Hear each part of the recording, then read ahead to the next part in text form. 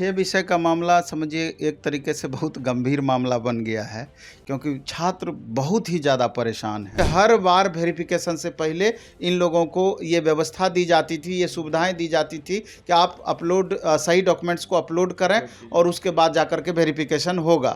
लेकिन इस बार अभी तक पोर्टल को खोला नहीं गया है। मानसिक तनाव जो आप दे रहे हैं, चाहे वो शिक्षा विभाग की बात करें या बीपीएससी का, दोनों एक दूसरे पे कंधे पर बंदूक रख करके चलाते हैं, ये स्थिति बनी हुई है। हमारा पूरा भरोसा है कि जिन छात्रों का रिजल्ट हुआ है उनको बाहर होने की बातें नहीं है, क्योंकि सीट अभी भी है।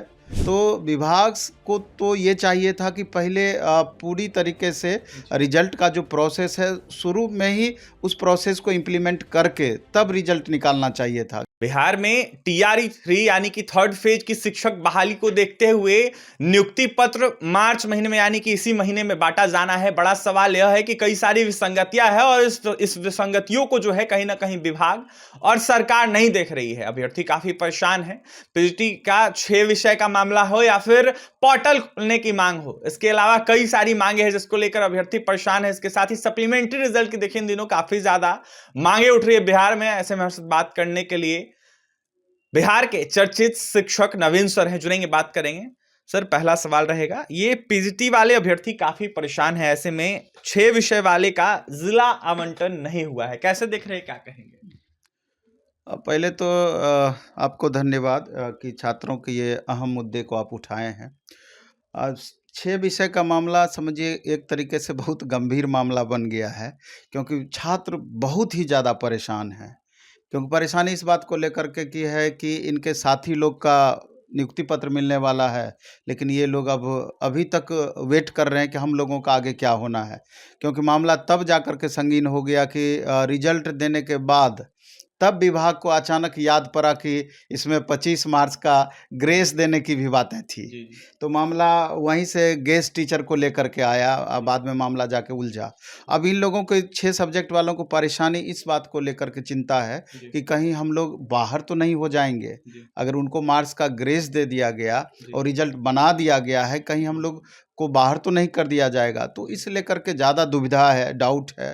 तो विभाग को तो ये चाहिए था कि पहले पूरी तरीके से रिजल्ट का जो प्रोसेस है शुरू में ही उस प्रोसेस को इम्प्लीमेंट करके तब रिजल्ट निकालना चाहिए था। गेस्ट टीचर का जो इशू है उस चीज़ को लेकर के तो अब देखना है, ये तो विभाग को तय करना है, बीपीएससी को तय करना है कि किस रूप में इस मामले को लेती है। लेकिन हमारा पूरा भरोसा है कि जिन छात्रों का रिजल्ट हुआ है उनको बाहर होने की बातें नहीं है, क्योंकि सीट अभी भी है। कई सारे सब्जेक्ट में तो पूरा सीट भरा गया है और ये विभाग को तय करना है कि ये जो अपनी गलती, एक तरीके से उनकी गलती ही कहा जाए इस बात को, कि कितना असर वो छात्रों पर देते हैं। तो ये मामला संगीन है। तो अब 9 मार्च को सभी छात्रों को नियुक्ति पत्र मिलेगा। तो अभी ग्रुप बना करके ये छात्र हम लोगों के पास भी आ रहे हैं और अलग अलग पत्रकार सबके भी पास जाते हैं, विभाग भी जाते हैं कि हम लोगों का सर इनके साथ में नियुक्ति पत्र दिया जाए। तो जबकि आश्वासन लगातार मिल रहा है कि जल्दी ही इस मामले को सॉर्ट आउट किया जाएगा। और सिर्फ इनका मामला नहीं है, मामला सबसे ज़्यादा और संगीन तब हो जाता है जो डाउटफुल कैंडिडेट हैं, उनके मामले को क्लियर नहीं किया गया है और वो छात्र बेहद परेशान हैं और लगातार सीटेट 82 मार्क्स तो वो अलग है। डाउटफुल है कि जिनको डॉक्यूमेंट्स अपलोड, गलत डॉक्यूमेंट्स जिनका अपलोड हो गया और बाद में जाकर के उनको जो डाउटफुल में रखा गया। एक्चुअली में हम ये तमाम छात्रों को कहना चाहते हैं कि अगर आप सही हैं, सही छात्र हैं, डॉक्यूमेंट्स आपका सही है, गलत अपलोड अलग चीज़ है। क्योंकि हर बार वेरिफिकेशन से पहले इन लोगों को ये व्यवस्था दी जाती थी, ये सुविधाएं दी जाती थी कि आप सही डॉक्यूमेंट्स को अपलोड करें और उसके बाद जाकर के वेरिफिकेशन होगा। लेकिन इस बार अभी तक पोर्टल को खोला नहीं गया है।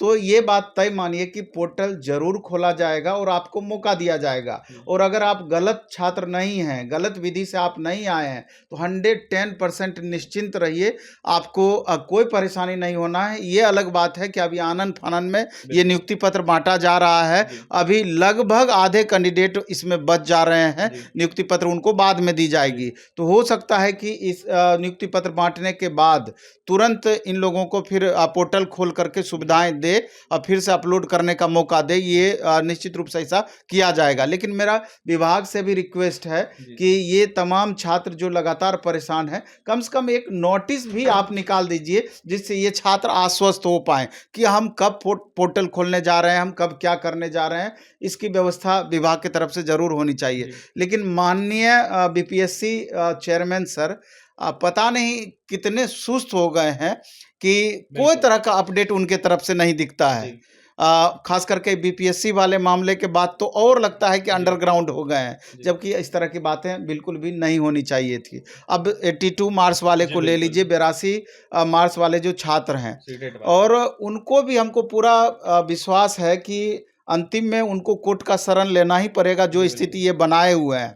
कहीं पर उन लोगों को डायरेक्ट कोई भी दिक्कत नहीं हुई, डायरेक्ट उन लोगों को एक तरीके से आश्वस्त कर दिया गया, और कई जगह पे डाउटफुल में उन लोगों को डाल दिया गया, और कई जगह पे वेरिफिकेशन ही नहीं किया गया। इस तरह का कंडीशन है। तो ये मानसिक तनाव जो आप दे रहे हैं, चाहे वो शिक्षा विभाग की बात करें या बीपीएससी का, दोनों एक दूसरे पे कंधे पर बंदूक रख करके चलाते हैं, ये स्थिति बनी हुई है। ये सही चीज़ नहीं है, क्योंकि जब सीबीएसई डायरेक्ट एक्सेप्ट करती है इस चीज़ को, तमाम अलग अलग राज्य एक्सेप्ट करते हैं, आपका टीआरई 1 टीआरई 2 में भी एक्सेप्ट किया गया है, तो अब जाकर के इस तरह की परेशानियां क्यों? इस बात को भी स्पष्टीकरण, इस बात को लेकर के भी माननीय चेयरमैन सर को जरूर करना चाहिए था, जिससे कि ये उचित न्याय के लिए बच्चे कोर्ट में भी शरण ले पाते हैं। सर, सवाल ये भी है कि जो सप्लीमेंट्री रिजल्ट वाले अभ्यर्थी, आखिरकार उनका क्या होगा? अब देखिए, सप्लीमेंट्री रिजल्ट वाले छात्रों का अब लगता है कि लगभग 45-46 दिन हो चुके हैं। ये लोग धरना स्थल पर वहाँ गर्दनी बाग में लगातार 24x7 में वहाँ बैठे हुए हैं, लगातार रात भर मच्छर कटवाते हैं, इस आशा में कि इनको बीपीएससी की तरफ से भी आश्वासन एक तरीके से लिखित रूप में, नोटिस के रूप में मिला हुआ है कि अगर शिक्षा विभाग चाहे तो हमको सप्लीमेंट्री रिजल्ट देने में कहीं भी गुरेज नहीं है, क्योंकि टीआरई 1 में पहले से सप्लीमेंट्री रिजल्ट दे चुकी है। और जब अलग अलग विभाग मंत्रियों के पास ये बच्चे जाते हैं, शिक्षा मंत्री जी के पास भी जाते रहे हैं, तो उनके तरफ से भी लगातार इस बात का आश्वासन मिला है कि कोई प्रॉब्लम नहीं है, तुम लोगों का जल्द से जल्द निदान किया जाएगा। लेकिन लिखित आश्वासन देने के लिए कोई तैयार नहीं होते हैं, लिखित आश्वासन कोई नहीं दे रहे हैं। अब जाकर के शिक्षा मंत्री जी का भी बयान आने लगा है कि आप टीआरई 4.0 का तैयारी कीजिए, जबकि माननीय एसीएस महोदय, उनका कहना है एक तरीके से इनडायरेक्ट रूप से कि पहले ये वेरिफिकेशन का प्रोसेस हो जाए, छात्र ज्वाइनिंग कर लें, जब एक्चुअल स्थिति मेरे पास आ जाएगी कितने छात्र ज्वाइन नहीं किए, तब इन लोगों पर पुनर्विचार किया जाएगा। तो बहुत तरह के मामले सप्लीमेंट्री रिजल्ट वाले में भी बना हुआ है, और हमको भरोसा है कि आज न कल सप्लीमेंट्री रिजल्ट दिया ही जाएगा, और देना भी चाहिए, क्योंकि 21,000 समथिंग सीटें तो पहले से आपके पास बची हुई है। इसके बाद भी मल्टीपल कैंडिडेट वाली सीटें हैं, बाकी जो गलत डॉक्यूमेंट्स, गलत कम्बिनेशन के कारण जो छात्र गए हैं, वो जो छात्र बाहर होंगे, समझिए कि लगभग 60% सीट भी नहीं भरा जाएगा, ये बात तय है। 40% से ज़्यादा सीट खाली रह जानी है। तो फिर आप सप्लीमेंट्री रिजल्ट क्यों नहीं देंगे? जो मार्क्स, जिन बच्चों का बराबर मार्क्स है, उनके साथ इस तरह का घनघोर अन्याय वाली बात क्यों होनी चाहिए? सर, अधूरे रिजल्ट वाले अभ्यर्थियों को लेकर क्या सरकार से और आयोग से आप मांग करेंगे? नहीं, मांग तो हम यही करेंगे कि ये जो छात्र अभी मानसिक परेशानी में हैं, लगातार इनको लग रहा है कि पता नहीं मेरे साथ क्या होना है, जबकि इन छात्रों का वाजिब में आज न कल जब भी पोर्टल खोला जाएगा या जब भी फाइनली वेरीफाई किया जाएगा, तो इन छात्रों के साथ दिक्कत नहीं होना है।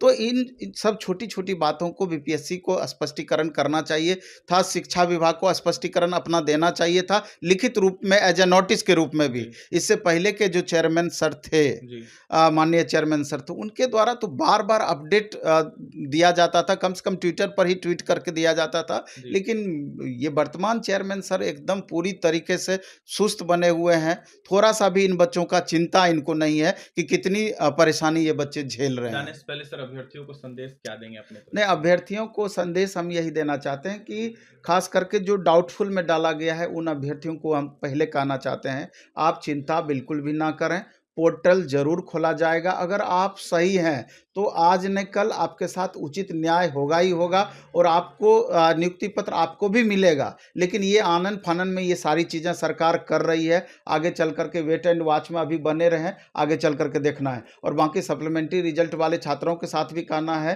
कि आप लगातार धरना स्थल पर बैठे हुए हैं, कुछ दिनों की बातें हैं, अभी आपको कंटिन्यू वहाँ रहना है। अभी आप बैक हो जाएंगे तो आपके साथ दिक्कतें हो जाएगी। और जो तमाम सप्लीमेंट्री रिजल्ट की मांग करने वाले छात्र हैं, उनको भी उन बच्चों का साथ जा करके जरूर देना चाहिए, क्योंकि लास्ट मोमेंट में जो भी है 1 सप्ताह 10 दिन में आपका क्लियरेंस आ जाएगा, हाँ अथवा ना के रूप में। इसलिए करके इन छोटी छोटी चीज़ों को भी ध्यान में रखना चाहिए। बाकी 82 मार्क्स वाले छात्रों को भी मेरा कहना है कि आपको भी उचित न्याय जरूर मिलेगा, क्योंकि पूरा इंडिया में जब बच्चों को लिया जा रहा है 82 मार्क्स वालों को, तो बिहार थोड़ा ही सबसे अलग है।